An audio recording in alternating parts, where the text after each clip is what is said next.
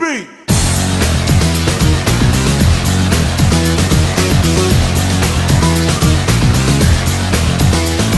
So one of the big differences in our PvP is how you join PvP. So this right here is the PvP lobby, and when you enter the PvP lobby, you're automatically set to the PvP level, which is kind of equivalent to the max level of the game. And you're given all the same skills and abilities and equipment that everybody else is given. So everybody's on an equal footing, it's just skill versus skill. The second thing is, in most MMOs, the kind of pattern you undergo is you wait in a queue, you get into a game, you finish the game, you're stuck with whoever you're stuck with in that game, you get kicked back out, you wait in a queue again. So we didn't like that flow for our PvP, and so we went to more of an FPS style server interface. So you saw the server interface that Sarah had up earlier. You're able to browse, look at different game options, join the type of game that you want to join. You can join right in the middle of a game, you can leave right in the middle of a game. It's not going to affect anybody. People are jumping in and out of games all the time. It's a little bit more casual, it's a little bit more, gives people the ability to learn the game a little bit better. So our first map we're showing here is a capture point map. You can see there's the red team and the blue team, and there are 3 points in the middle: the mansion, the clock tower, and the windmill. And each side also has a trebuchet.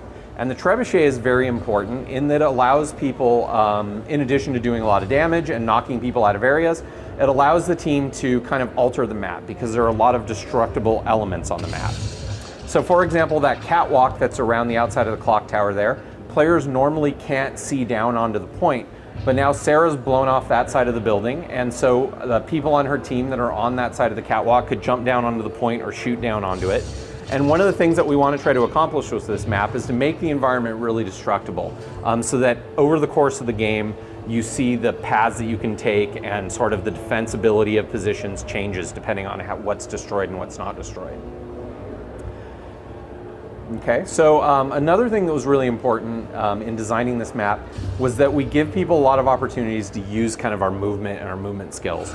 And so you'll see there's lots of opportunities to do things like break windows, jump into places, teleport up onto things so you can get to paths, to get to different places using different paths, jump up onto boxes. So Sarah can break through this window, then use a skill called Ride the Lightning to get quickly down to the ground. Really utilize the mobility of her profession. So here's things like this, which is you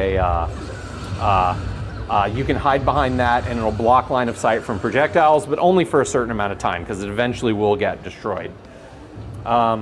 So that's basically our PvP.